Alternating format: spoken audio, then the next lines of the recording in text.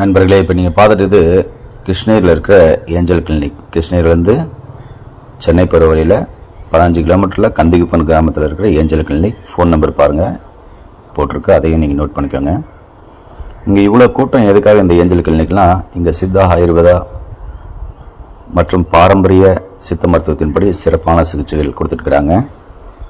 இங்கே குறிப்பாக sugar, BP, asthma, wheezing, நாள்பட்டு அல்சர், குடல் புண், ஃபைனல் கார்டு பிரச்சனை, L4 L5 டிஸ்க் கம்ப்ளைண்ட்டு, நடக்க முடியல, பேரலைஸு, அதுக்கப்புறம் கிட்னி ஃபெயிலியரு, டயாலிசிஸ் பண்ணிட்டுக்கிறாங்க அப்படின்றவங்களுக்கு, லிவர் சம்மந்தமான பிரச்சனைகள், ஃபேட்டி லிவரு, கெட்ட கொலஸ்ட்ராலு,